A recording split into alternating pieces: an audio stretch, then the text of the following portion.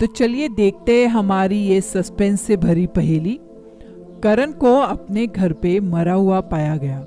Police वहां पे तुरंत पहुंच जाती है और पुलिस सारे लोगों से अच्छे से पूछताछ करती है और पुलिस को 4 लोगों पे शक हो जाता है। पहला इंसान था रमेश, जो करण का असिस्टेंट था। उसने कहा मैं उसके घर पे आया था, लेकिन कुछ पेपर्स पे उसके सिग्नेचर चाहिए थे जो मैंने लिए और मैं वहां से चला गया। दूसरा इंसान था बिल्डिंग का वॉचमैन। उसने कहा कि मैंने करण सर को उनका लेटर दिया और मैं वहां से चला गया। और तीसरी इंसान थी नैना, जिसने करण से 10 लाख रुपए उधार लिए थे। उसने कहा कि मैं उस दिन घर पे आई थी, मैंने उसे 10 लाख रुपए दिए और मैं वहां से चली गई। और चौथी इंसान थी रीना। उसने कहा कि हम डिनर के लिए मिलने वाले थे, लेकिन उस दिन मैं उसके घर पे आई ही नहीं। क्या आप बता सकते हो कि इन चारों में से खूनी कौन है? आप अपना जवाब नीचे कमेंट बॉक्स में कमेंट कीजिए।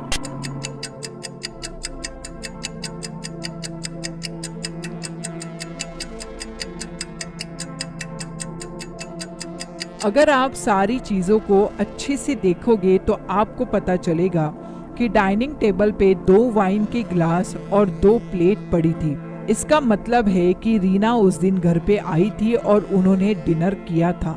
रीना ने करण का खून किया और जो 10 लाख रुपए थे वो लेके वो चली गई। इसका मतलब है कि खून रीना ने ही किया है। मिस्टर कपूर शहर के बहुत बड़े बिजनेसमैन थे। एक दिन वो अपने ऑफिस में काम कर रहे थे, तब उन्हें एक अननोन नंबर से कॉल आया और उसने कहा कि मैंने तुम्हारे बेटे को किडनैप कर लिया है। अगर तुमने मुझे 1 करोड़ रुपए नहीं दिए तो मैं इसे बम से उड़ा दूंगा। ये बात सुन के मिस्टर कपूर ने कहा कि तुम्हारे पास क्या सबूत है कि तुमने मेरे बेटे को किडनैप किया है? तभी किडनैपर ने उनके फोन पे एक फोटो भेजी जिसमें उनके बेटे को रस्सी से बांध के रखा था और उसके सामने एक टाइम बम रखा था। ये तस्वीर देख के मिस्टर कपूर काफी डर गए और उन्होंने तुरंत पुलिस को कॉल किया। पुलिस ने उस तस्वीर को ध्यान से देखा और वो तुरंत वहां पे चली गई जहां पे उनके बेटे को किडनैप करके रखा था। पुलिस ने किडनैपर्स को पकड़ लिया और मिस्टर कपूर के बेटे को सही सलामत घर वापस ले आए। क्या आप बता सकते हैं कि पुलिस वालों को कैसे पता चला कि किडनैपर्स कहाँ छुपे हुए हैं? आप अपना जवाब नीचे कमेंट बॉक्स में कमेंट कीजिए, तो हमें पता चलेगा कि आप कितने होशियार हैं।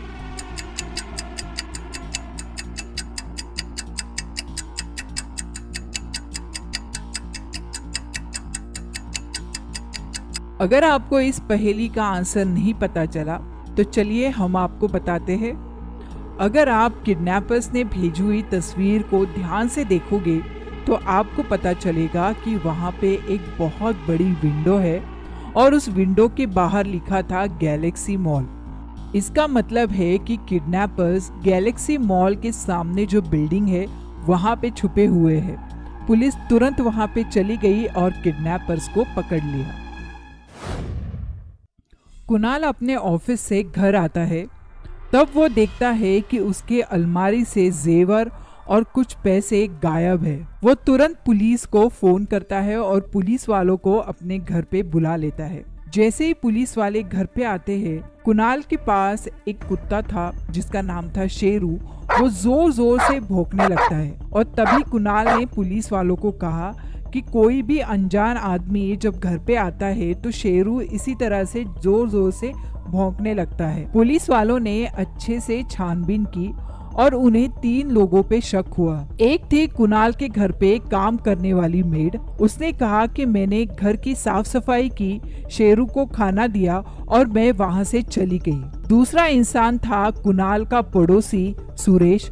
उसने कहा कि मुझे कुत्तों से बहुत डर लगता है, इसलिए मैं कुणाल के घर पे कभी जाता ही नहीं। और तीसरा इंसान था कुणाल का बिजनेस पार्टनर। उसने कहा मैं तो कुणाल के घर पे कभी आया ही नहीं, मैं तो उसे हमेशा ऑफिस में ही मिलता हूँ। पुलिस वालों ने कुणाल के पड़ोसियों से पूछताछ की और उनसे पूछा क्या आपने जिस दिन चोरी हुई उस दिन शेरू के भौंकने की आवाज सुनी? सभी पड़ोसियों ने कहा कि नहीं, हमने कोई भी आवाज नहीं सुनी। तो क्या आप बता सकते हो कि चोरी किसने की? आप अपना जवाब नीचे कमेंट बॉक्स में कमेंट कर सकते हो।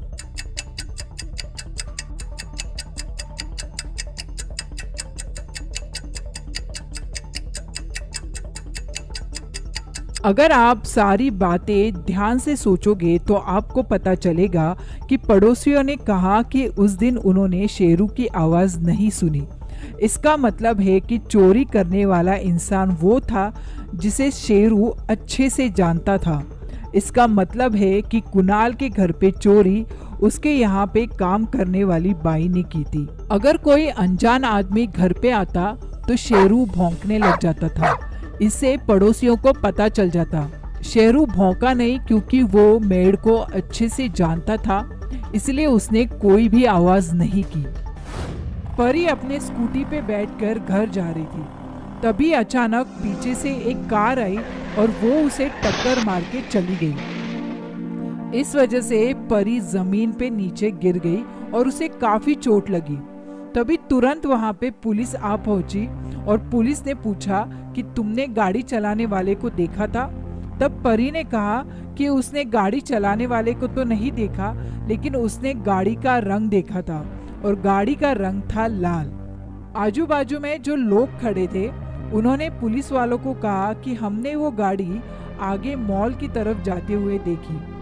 पुलिस तुरंत मॉल की तरफ निकल पड़ी।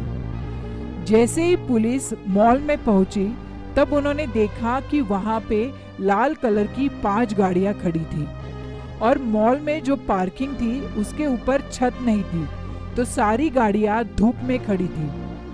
क्या आप बता सकते हो कि इनमें से कौन सी गाड़ी है जिसने परी को टक्कर मारी? आप अपना जवाब नीचे कमेंट बॉक्स में कमेंट कीजिए।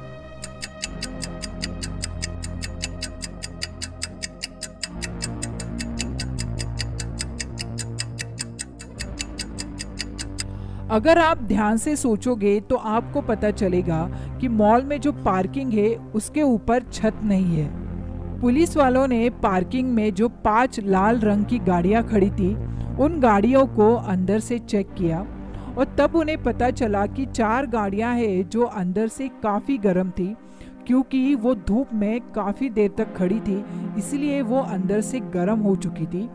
एक गाड़ी ऐसी थी जो अंदर से काफी ठंडी थी। इसका मतलब है वो गाड़ी बस कुछ ही मिनट पहले ही पार्किंग लॉट में पार्क हुई थी।